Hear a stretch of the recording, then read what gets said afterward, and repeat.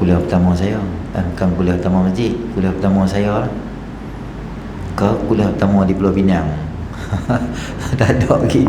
Ke di Malaysia, tak ada lagi hormat kuliah ni, bau lemah lagi ni.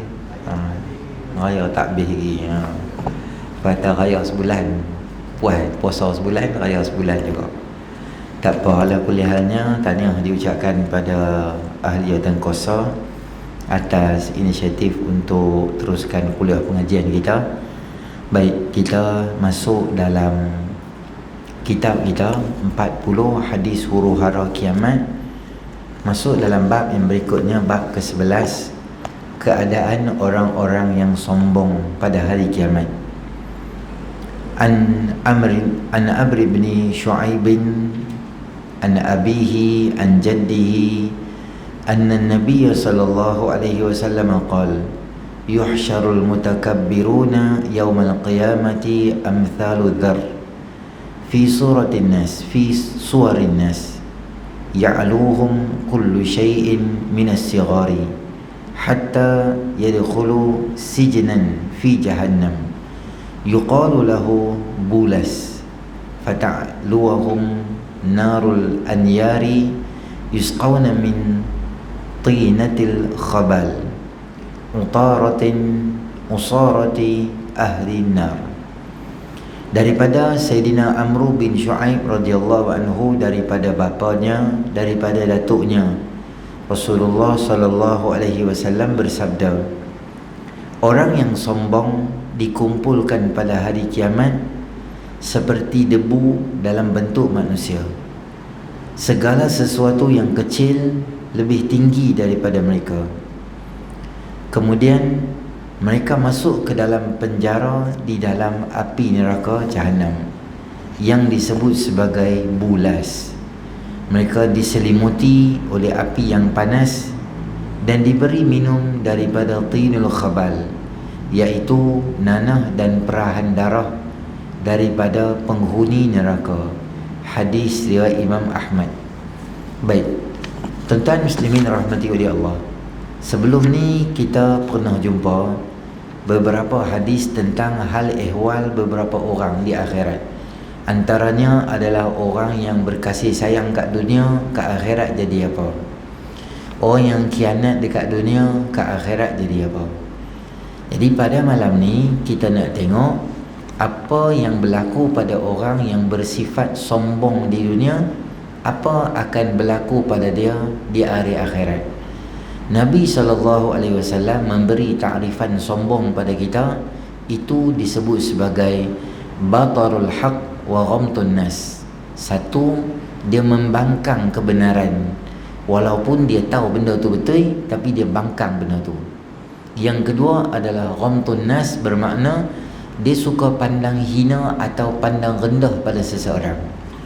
Sombong ni tuan-tuan muslimin rahmati oleh Allah, salah satu daripada sifat mazmumah. Antara sebab utama iblis ini dikeluarkan daripada syurga, kata Allah Ta'ala, aba wastakbara wa kana minal kafirin. Dia enggan dan dia takabur. Sifat sombong ni adalah akhlak dan perangai yang ada pada syaitan.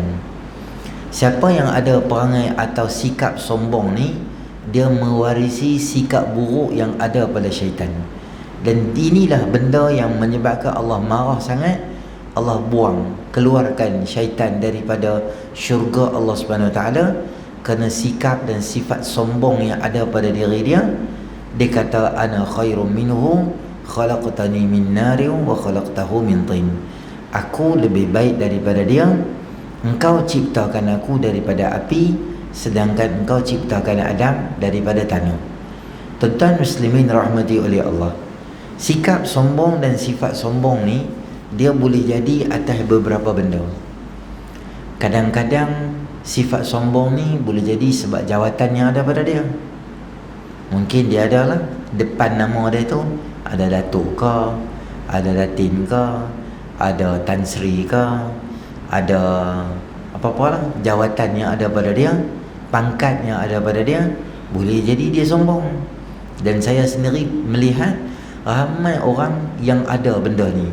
Dulu di kawan yang kita macam biasa, Tapi bila dia diberi jawatan, bila dia diberi satu amanah, atau dia menerajui satu organisasi dan sebagainya, maka cara cakap dengan kita pun lain, cara balas WhatsApp pun lain, cara komunikasi dengan kita pun lain.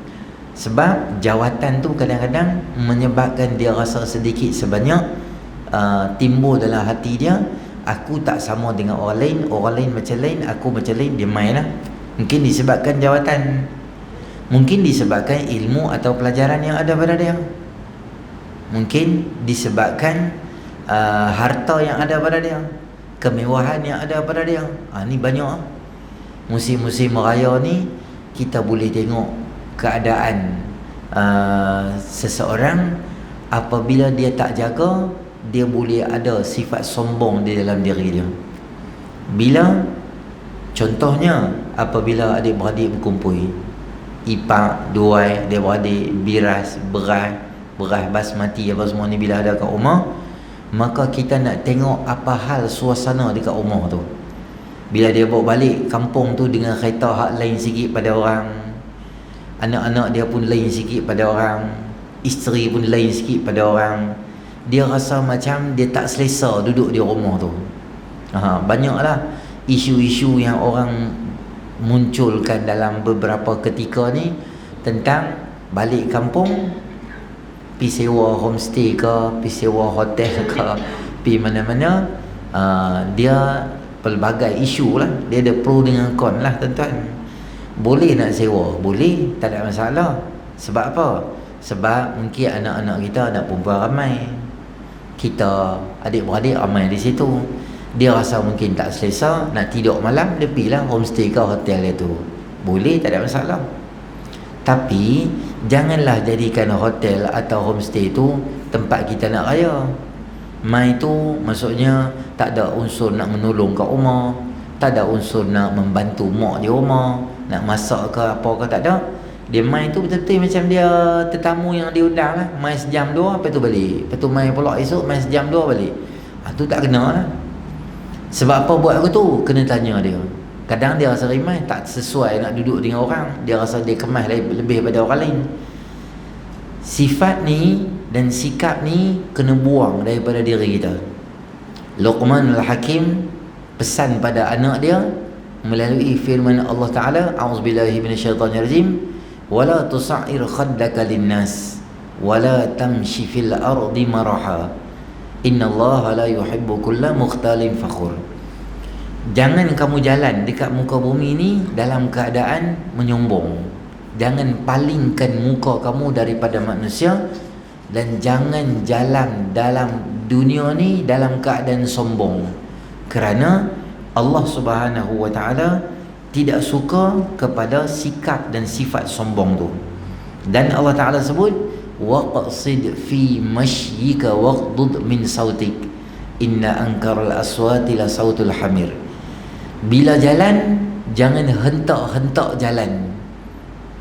Hentak jalan bermakna menunjukkan kata dia hebat, supaya orang tengok dia, supaya orang tahu kata dia hebat lebih daripada orang. Waqdud min sautik, dan apabila cakap, jaga volume suara kamu, jangan terlalu tinggi sangat dengan niat untuk menghina orang. Tak kira lah orang tu siapa saja. Kadang-kadang kita pergi RNR, orang ramai besar lah. Musim-musim raya ni, semua tempat orang ramai, semua tempat orang nak guna kemudahan yang betul. Jadi walaupun hang ni ada jawatan yang besar, walaupun hang ni ada latar belakang yang hebat dan sebagainya, maka jangan rasa diri tu lebih daripada orang yang lain. Semua sifat-sifat ni kita kena bungkus, buang di tepi. Sepatutnya habis Ramadan dia ajak kita supaya menjadi insan yang hebat. Baik. Sebab dalam hadis ni Nabi SAW sebut balasan orang yang sombong dan dia rasa diri kat dunia ni, dia rasa besar diri, dia rasa besar kepala, dia rasa jawatan dia dan sebagainya. Apa hal keadaan mereka kat akhirat ni? Orang yang sombong dikumpul pada hari kiamat seperti debu dalam bentuk manusia. Sebab apa Allah kecilkan mereka dalam bentuk debu yang kecil, halus nipis? Kerana dunia lu hang buat kemas, dunia lu hang besarkan diri, Dunia dulu hang rasa jawatan hang besar, ada pangkat hang besar, kuasa hang besar, apa sahaja hang rasa besar, maka dia akhirat esok Allah kecilkan dia, jadikan dia dalam bentuk debu. Dan lebih parah lagi, segala benda yang kecil tu, maka mereka tu lebih kecil daripada benda tu. Apa saja benda kecil, dia kecil halus, tapi dalam bentuk manusia. Dan dah di mahsyar jadi dalam keadaan macam tu. Kemudian mereka dimasukkan pula dalam penjara yang disebut sebagai bulas. Bulas ni nama salah satu penjara yang ada dalam neraka, yang Allah buat khas untuk orang yang sombong, untuk seksa mereka. Apa benda yang mereka akan dapat nanti di akhirat sebagai hidangan makanan dan minuman adalah nanah dan darah daripada perahan nanah dan darah dan luka daripada ahli neraka jahanam ada tu. Diambil darah mereka, diambil nanah mereka dan dimasukkan dalam mulut sebagai bahan minuman. Mau tak mau kena minum sebab terlalu dahaga. Kita sekarang duduk tuan-tuan ni pun panas. Mana-mana pun panas, matahari buka atas kepala. Ni di akhirat maknanya orang tu duduk dalam api. Dan disebut dalam hadis tu apa? Mereka diselimuti api yang panas. Makna selimut ni apa?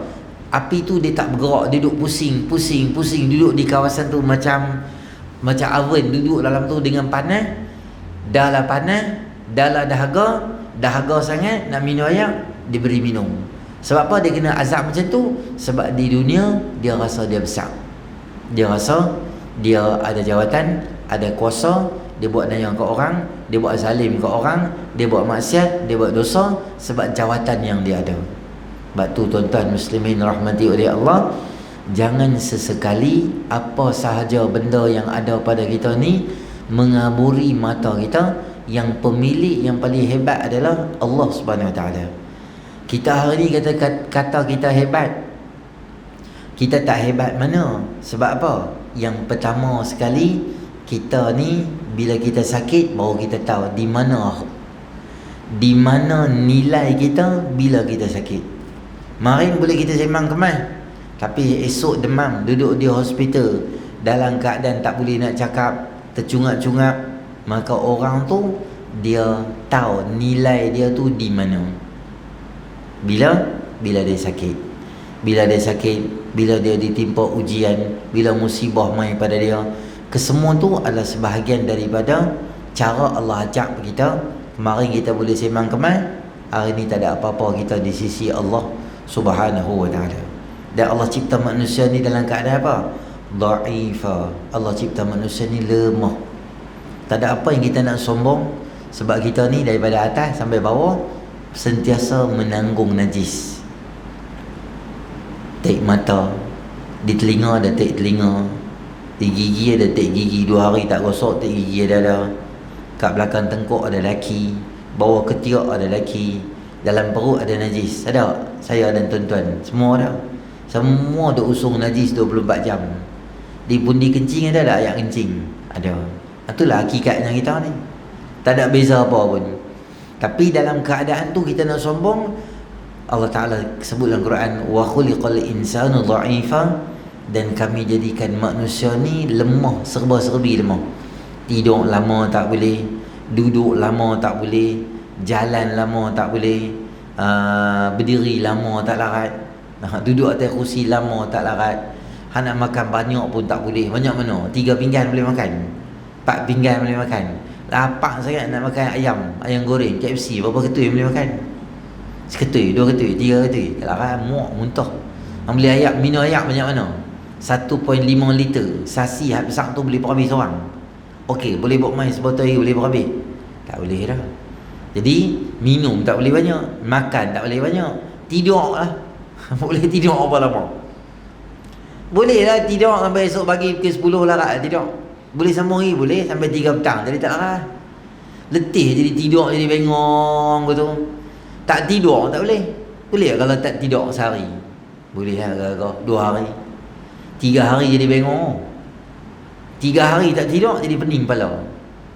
Tu manusia letih mengantuk. Tu 2 benda tu, tidur dan mengantuk ni tanda kata lemahnya manusia. Dua benda ni tak ada kat Allah. La ta'khudhuhu sinatun wala naum. Allah tak tidur dan Allah tak mengantuk dan Allah tak tidur.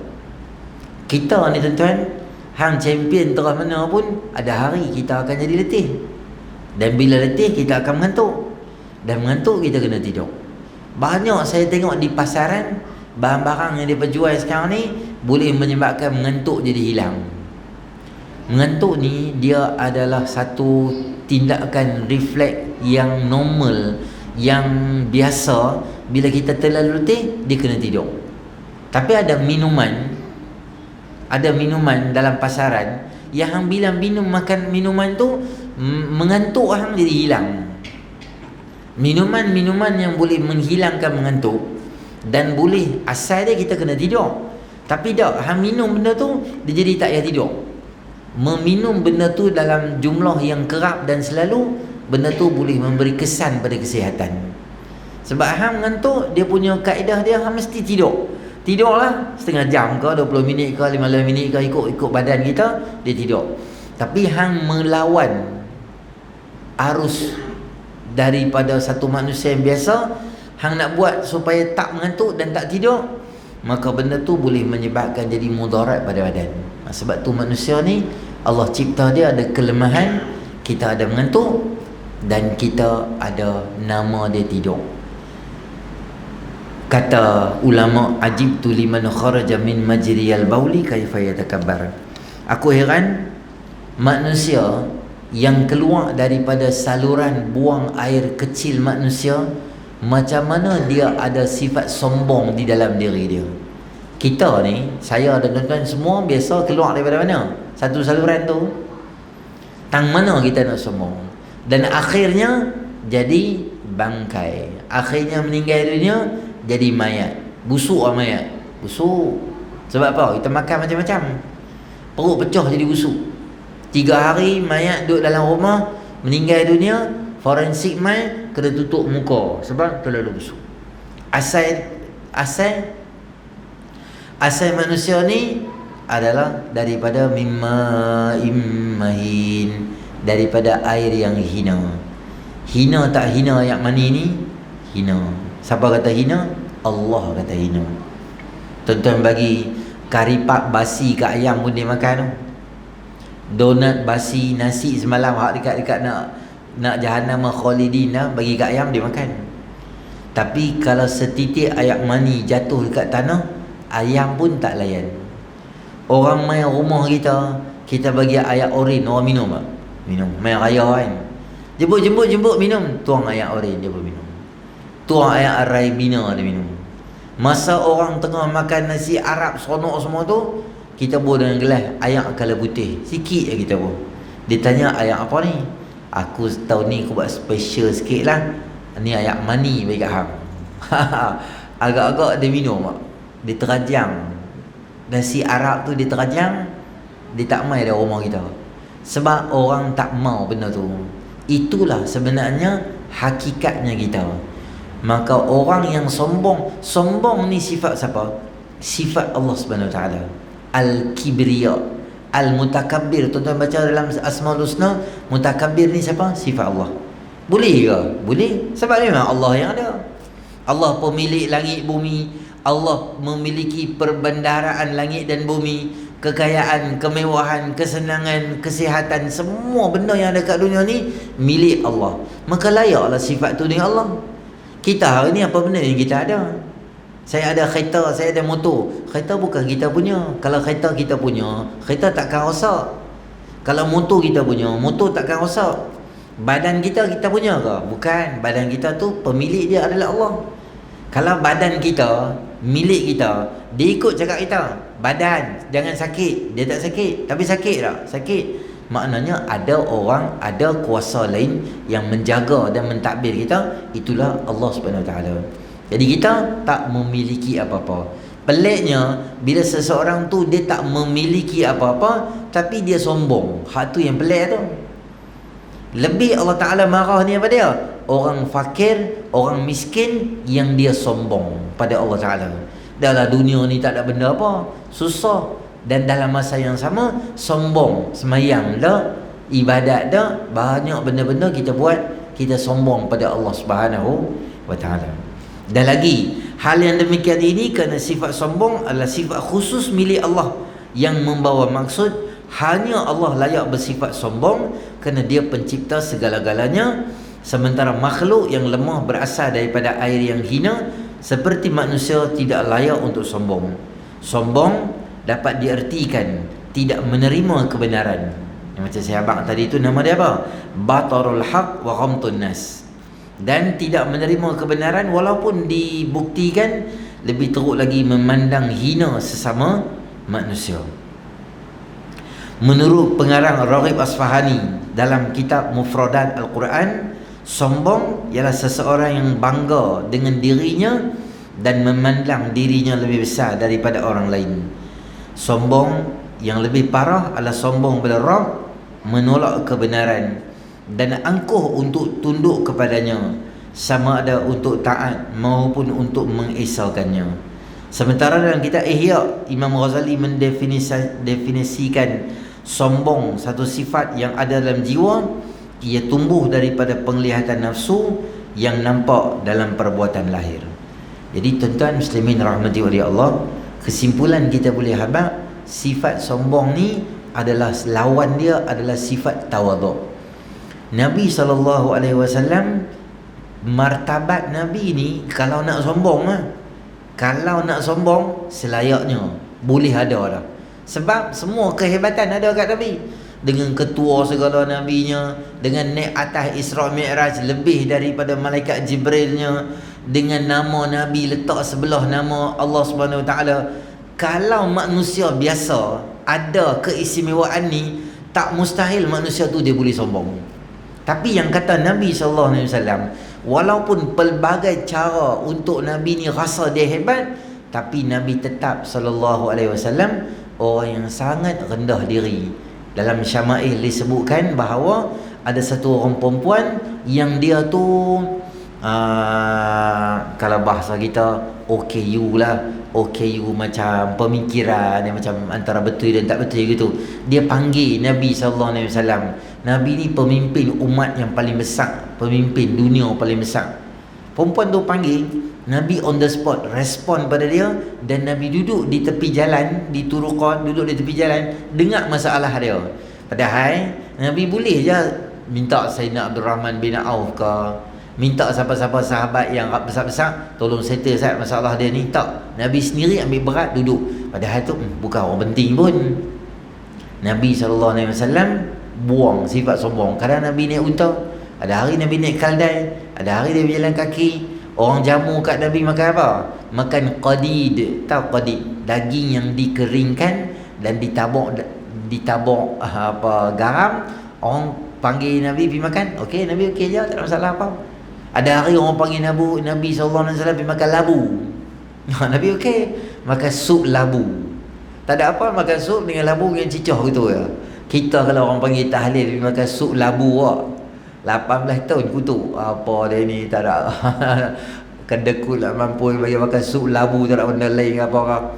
Sehingga Sayyidina Anas bin Malik kata, apabila aku melihat keinginan dan seronoknya Nabi SAW makan labu, maksudnya makanan sampai Nabi ambil makan, Nabi ambil makan, Nabi ambil makan, macam Nabi macam berselera sangat makan labu ni. Maka start daripada hari tu, aku tune perasaan aku dan keinginan aku pun jadi orang yang suka makan labu.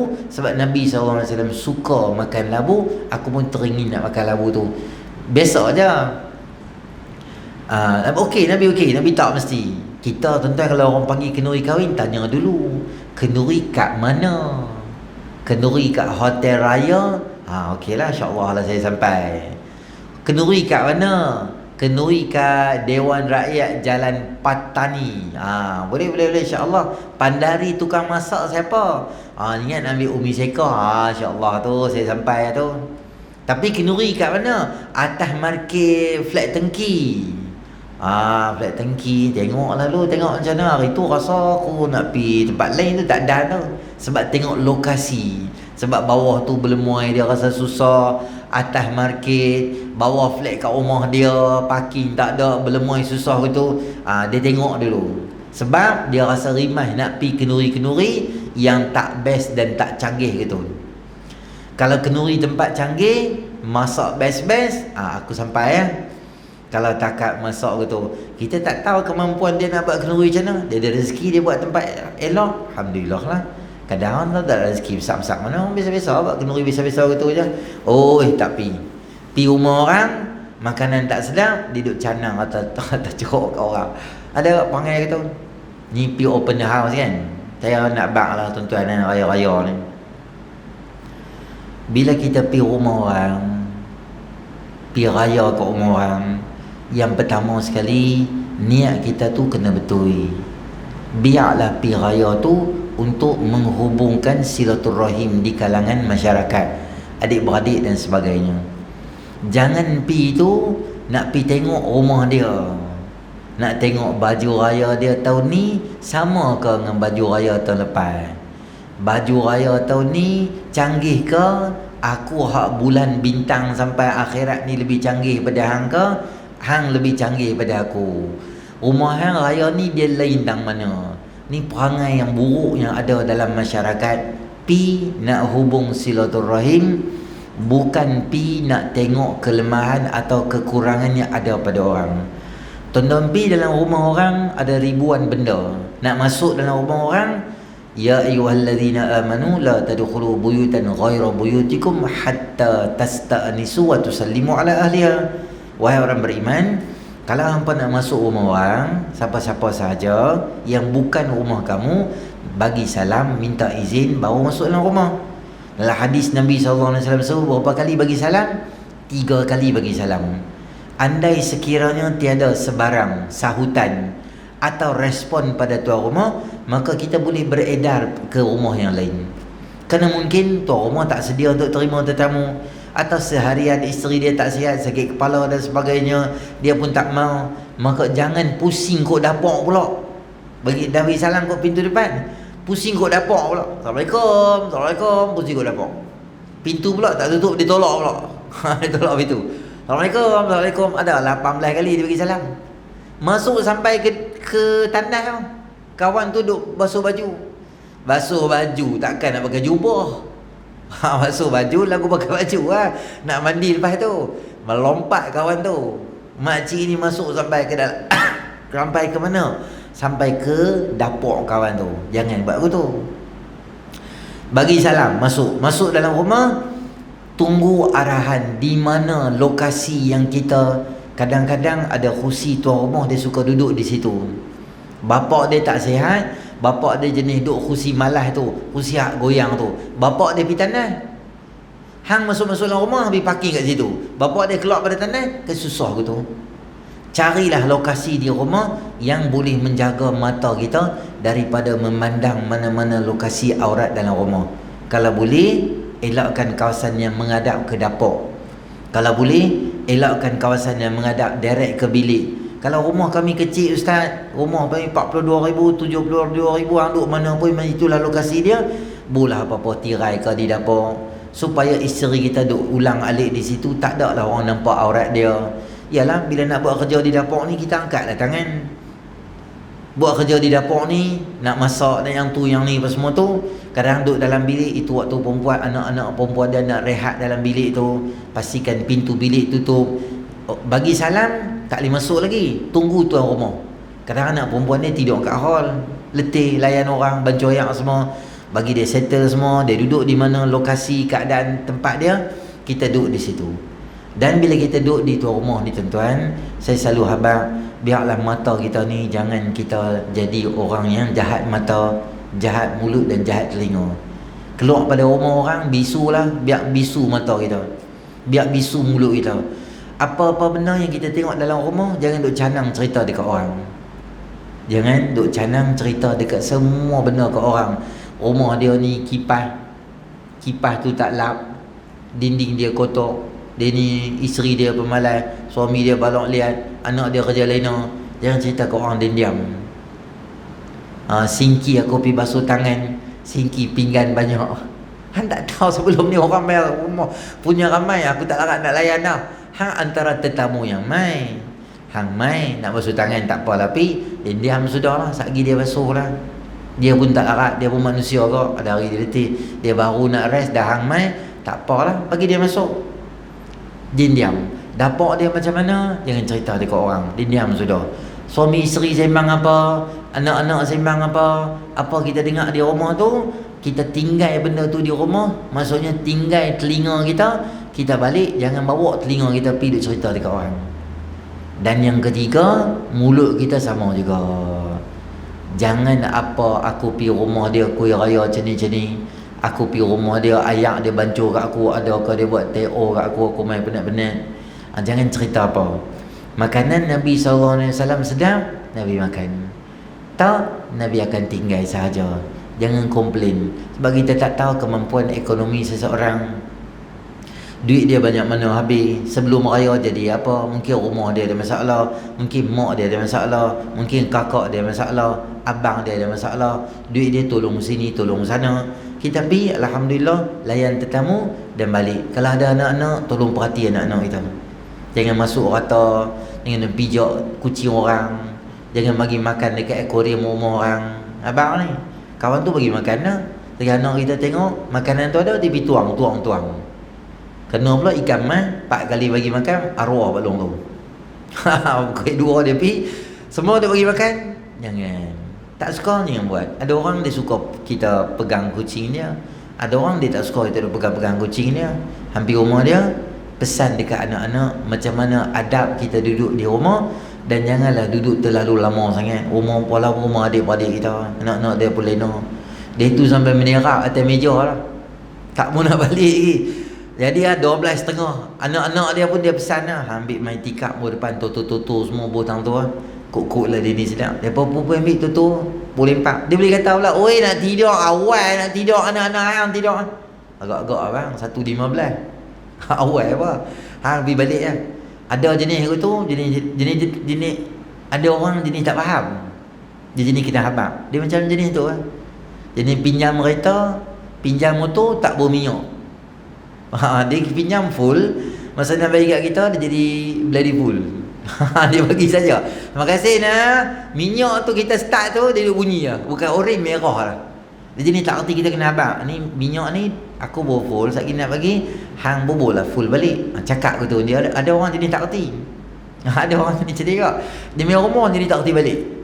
Nah, dia duduk rumah orang kita kena habaq ni. Ni sekarang pukul 1.30 kami nak tidur. Kalau hang boleh balik, baliklah. Kalau hang tak, aku nak buang hang guni nak lempar kat luar. Jadi kena habaq tu baru boleh balik. Atau macam-macam lah cara kita pun buat menguap tak jalan, buat tengok jam tak jalan. Kita pun pergi luar, kata buka-buka pintu lampu luar apa semua nampak macam nak keluar, tinggal kita seorang, dia duduk ada dalam. Jenis ni memang kita kena habaq lah abang. Sekarang ni jadi aku rumah orang kaya, aku pun tak tahu sembang apa orang, habis balik gitu lah. Mudah. Jadi itu adab bila kita pi. Jangan kita rasa pi tu dengan sombong. Kita rasa mesti kita dilayan dengan baik. Kadang-kadang tuan rumah lah, open house lah, yang tu yang ni banyak benda tu ada. Pastikan makanan-makanan tu yang kita hidang tak membazir, dan ambil makanan tak membazir. Sate lah saya tengok kadang-kadang mentang-mentang free, dia tabur 15 sate, 20 sate, tak makan pun. Beli, makan 3 cucuk, buang.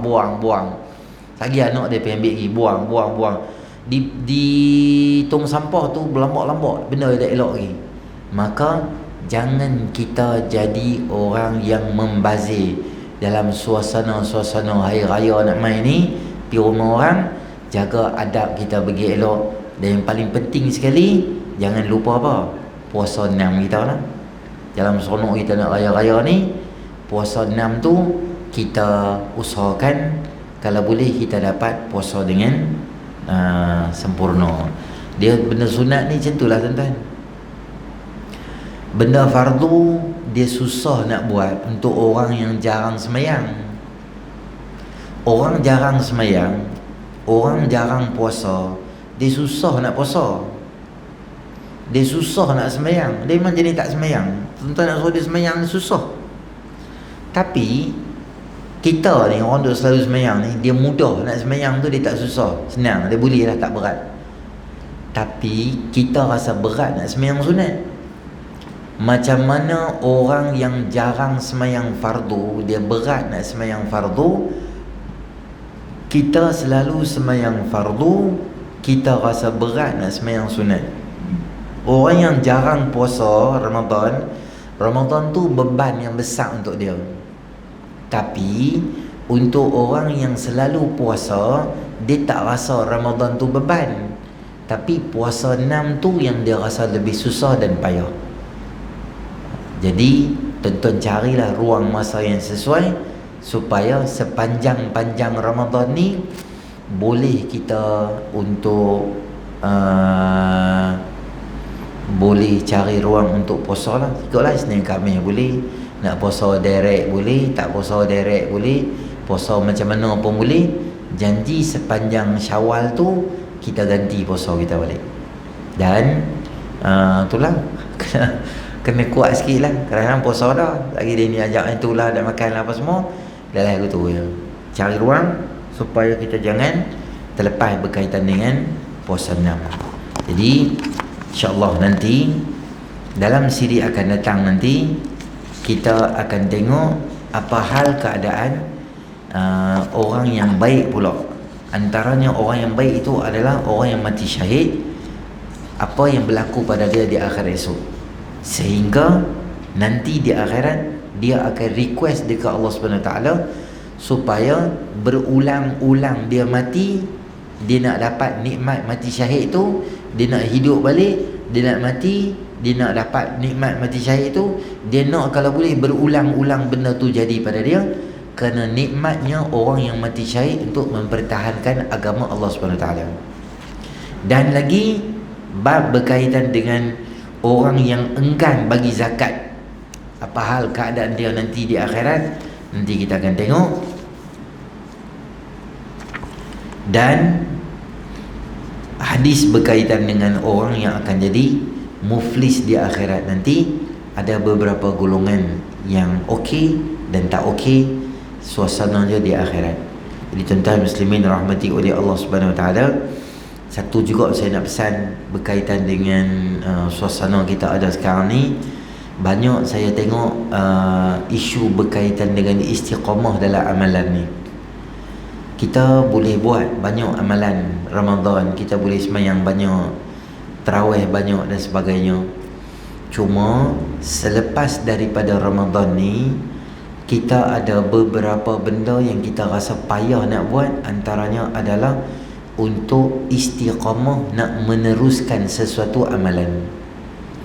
Antaranya adalah solat berjemaah bagi lelaki. Biasanya semangat kita untuk Ramadan tu dia akan mula hilang dan pudar apabila masuk dalam bulan Syawal. Bila masuk dalam bulan Syawal, semangat untuk kita ni buat puasa, semangat untuk kita ni qiyamul lail, semangat untuk kita ni buat perkara sunat, semangat untuk kita buat sembahyang berjemaah terutamanya, dia akan mula hilang sedikit demi sedikit. Jadi tuan-tuan muslimin rahmati oleh Allah, jangan cuba kita hilangkan amalan yang telah kita buat secara istiqamah. Sebab benda yang istiqamah ni bila kita nak buat dia payah. Bila Nabi SAW ditanya tentang sebab apa Nabi beruban, Nabi ada lebih kurang 21 helai rambut uban. Ketika hampir-hampir wafatnya Nabi SAW ada 21 uban. Orang tanya dekat Rasulullah SAW, sebab apa kamu beruban wahai Rasulullah? Maka Nabi SAW sebut, syayyabatni Hudun wa akhawatuha, yang telah menyebabkan aku jadi uban ni adalah surah Hud dan beberapa surah yang seangkatan dengan dia. Kata ulama, apa yang menyebabkan surah Hud tu menjadi sampai berubah Nabi?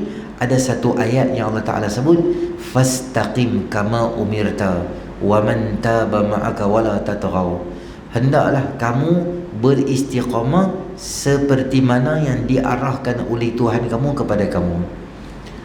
Nak abang kata, istiqamah ni punya susah dan payah sehingga mentadabur ayat-ayat berkaitan dengan surah Hud, terutama berkaitan bab istiqamah ni, menyebabkan Nabi SAW berubah rambutnya baginda. Jadi memanglah kita boleh buat sesuatu benda, boleh baca surah Al-Mulk, boleh bersemayang tarawih, boleh qiyamul lail 10 malam boleh buat, tapi nak berterusan buat benda tu bukanlah satu benda yang senang. Sama ada kita kena paksa diri kita, dan nombor dua, kena selalu doa pada Allah SWT supaya dimudahkan untuk kita ni meneruskan amalan tersebut. Sebab bukan senang kita nak bangkit pukul 5.30, pukul 5.15 tiap hari. Seminggu, 2 minggu yang awal tu mungkin kita rasa mengantuk, letih lepas subuh tu. Tapi dia main masuk hari 16, 17 tu, kita rasa biasa dah. Bangkit dan kita tak tidur tu, kita satu benda yang biasa, okey dah. Sebab kita duk biasa bangun. Dan bila kita biak benda ni, maka dia akan hilang macam tu saja. Nanti pula dia akan main. Jadi usahakan kalau boleh kita bangun awal sikit lah. Walaupun tak bangun pukul 4.15, pukul 4 macam kita buat qiyamul lail, paling kurang pola azan pukul 6, 5.45 kita boleh bangun, 5.50. Paling tak ada kita dapat 2 rakaat yang ringkas. Itu pun sangat baik sebagai permulaan istiqamah, supaya kita tak menjadi hamba yang hanya ibadah dalam bulan Ramadan, tetapi hamba yang sentiasa ibadat pada Allah, bukan kira masa dan hari, tetapi sentiasa beribadat pada Allah Subhanahu wa ta'ala. Baik, insya-Allah kita berhenti di situ dulu. Yang baik pada Allah, yang kurang sempurna tu atas kelemahan saya sendiri. Auzubillahi minasyaitonir rajim. Bismillahirrahmanirrahim. Alhamdulillahirabbil alamin. Wassalatu wassalamu ala asyrafil anbiya'i wal mursalin wa ala alihi ajma'in. Allahumma anfa'na bima 'allamtana wa 'allimna ma yanfa'una wa zidna ilma. Rabbana atina fid dunya hasanah wa fil akhirati hasanatan wa qina adzaban nar. Wa sallallahu ala sayyidina Muhammadin nabiyil ummi wa ala alihi ajma'in. Walhamdulillahirabbil alamin.